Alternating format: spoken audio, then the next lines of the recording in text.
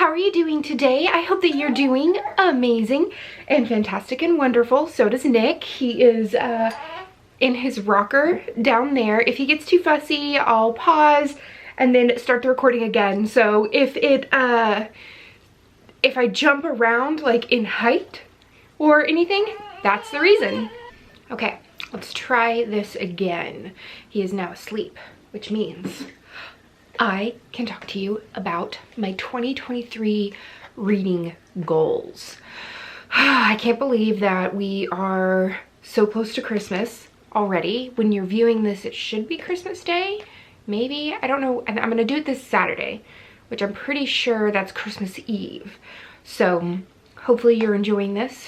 Hopefully you've taken some time to cozy up and get something super tasty to drink, and maybe even hiding away from family members just for a little bit of you time.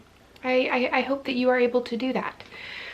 All right, so I will be filming my 2022 wrap up probably next week, when it's actually closer to being the end of 2022, because I'm currently reading 2 books right now that I might finish before the end of the year, and so then I don't want to go through all of my stats having not actually finished the year.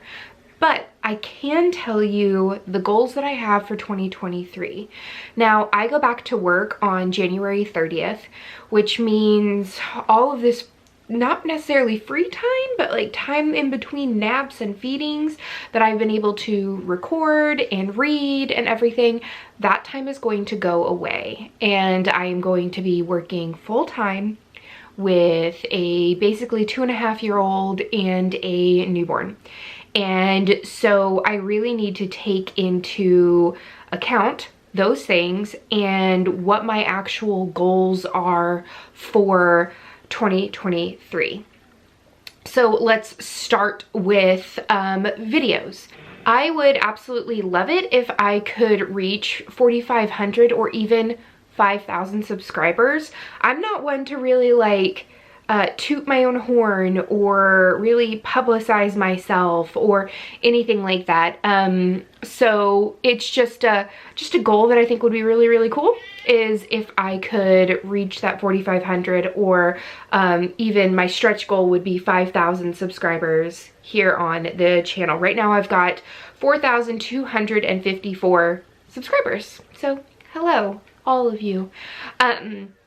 And I'm hoping that I will be able to post at least 3 or 4 times a month. So once a week. There will be our live stream at the end of every single month, the last Wednesday of every single month. And then I'm going to be filming a baking video. So that's at least 2 that will 100% be filmed every month. But let's talk about the reading goals to then talk about the videos that are going to come out with them. So I am hoping that my goal for how many books I'm going to finish is 30. Normally my goal for the last couple of years has been 52, so just like 52 books in a 52-week year.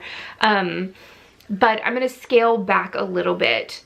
If I do reach 30 and I go farther than that, that's great, that's fantastic. But I also want to give myself a realistic goal. If I just read one book, if you just read one book, that's one book that you didn't have read before. So there's nothing wrong with only reading one book, because that's awesome. You went into another world. But my goal is 30 books. 12 of those books will be for the Cozy Escape Book Club. And so I have a whole video on what to expect for 2023 for the Cozy Escape Book Club. You can go and check it out. I'll put it up here. But so we've got themes for those, and it's almost always the first book in a series, and I'm really excited about all of the themes for that year. Now, we also have 12 Bake Shop mystery books. So if you saw, I am going to be rereading the Bake Shop Mystery series. And with that, I am going to announce the winner for the whole set of the Bake Shop Mystery series by Ellie Alexander. She has graciously offered to send one of you lucky subscribers a whole entire set of her books signed. So without further ado, computer Courtney, roll it and let's see who won. All right, everyone, I am going to click and then it's going to spin and it's going to choose the winner for the Bake Shop Mystery Series signed by Ellie Alexander. The whole entire series will be sent to you. So without further ado, let's click. Oh my goodness, oh my goodness, oh my goodness, oh my goodness, oh my goodness. Let's see, let's see, let's see, let's see, let's see. It looks like it's Francine Lavallee. I think that's how you say your name. Congratulations. I am so, so, so excited for you. I will be contacting you via email. So make sure that you are looking out for that and I will send the address to Ellie. So let's go back to other Courtney. Okay, next day, Courtney. I was talking to Ellie and she also told me that the publisher for the Bake Shop series is going to be giving away one of the books every single month for the readathon. So that means that one person gets to also get Meet Your Baker for January. And then at the end of January, I will be pulling another person's name to get the next book in the series to do the read along for February. How freaking cool is that? So without further ado, let's draw another name. This is just so cool. I was not expecting this at all. Okay. And Stacy, you are the winner for the first book within the series, which is Meet Your Baker. I will reach out to you via email. And yeah, I'm so excited. Congratulations. I'm so, so excited for you. I will make sure to message you and make sure that Ellie knows so that she can send those your way. But so since I am reading I'm going to go through, so this is more like a 1.5 year goal, but I'm going to read once a month a book from the Bake Shop Mystery series. So the first one is Meet Your Baker that I'm going to read in January, and then what I'm going to do is I'm going to record a very chatty, very spoilery video chat while I make 1 or 2 of the recipes from the back of the book. I think that this is really, really fun and a way to test the recipes for the mysteries that we read. And I just love Tort and Ashland and all of that. And it makes my heart super, super happy when I'm in that world. And I just want a little bit of cozy, just well-knownness, if you will. So I'm thrilled to be doing that, but that is 24 books, right? 12 for book club and then the first 12 in the Bake Shop Mystery series. So that leaves 6 books for the rest of the year. So I am not going to plan what those 6 books are. It's whatever floats my boat. I do have some pre-orders that I am super excited about. So the 2 books that I have pre-ordered so far are Everyone in My Family Has Killed Someone. I pre-ordered that audiobook. It comes out January 17th. And then I've pre-ordered Ellery Adams' next book in the book Retreat series, which is Murder in the Book Lover's Loft. So there are 2 of the 6 books that I can read next, and I'm just gonna try my absolute best. But there are 24 books that I know for a fact that I'm going to read next year. Some series that I would like to start next year, but don't know if I actually will, are Louise Penny's series. I listen to the Currently Reading podcast and I love how much Meredith talks about this series, and it seems like it would be a really, really good fun kind of series to read.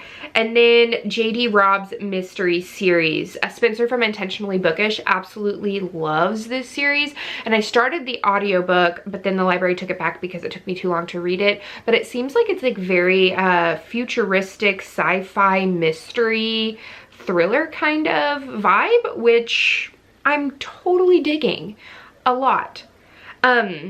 I'm also, since I'm not reading, or I don't plan on reading as many books as I normally do, I'm really gonna hone in on being more intentional with writing my reviews. I know that I said that last year, but as I've been reading more this year, I have found that I've been second guessing like my review stars. Like, is it a 3 or is it a 4?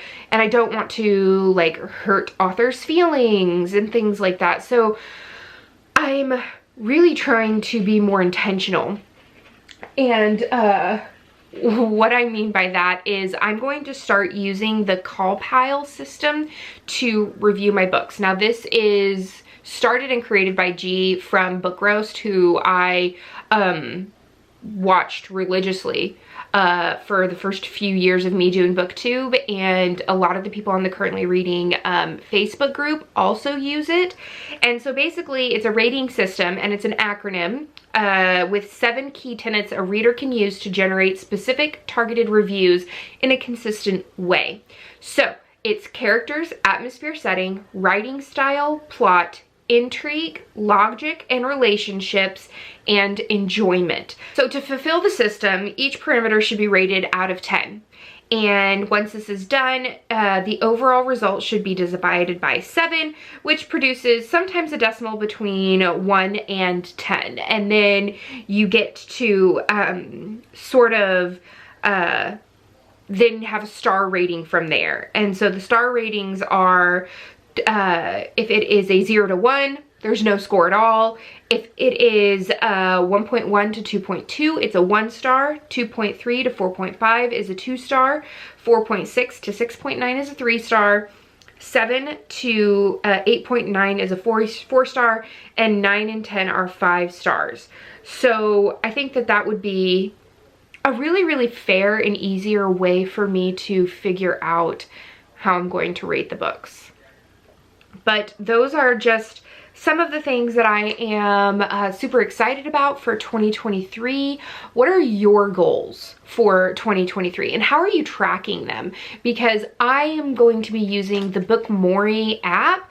I have really been liking it the past 2 months because I can easily see my reading in calendar form. Like, this is just for December. You can sort of like see what it has on there. I'll take a screenshot of it so that you can actually, you know, see what it is like. But I really, really like that. And then being a Currently Reading podcast patron on their Patreon, Katie from Katie Reads Too Much has created the most amazing Google Sheet spread list, like anything you could possibly want to collect. I will show you mine filled out for 2022 in my 2022 wrap up, but I freaking love it. And I use that every single month as well to really keep up with my reading. Let me know how you keep up with yours. But yeah, that's the end of this chapter of Courtagonist. Please give this video a thumbs up and subscribe if you haven't already. And until next time, guys, happy reading. Bye.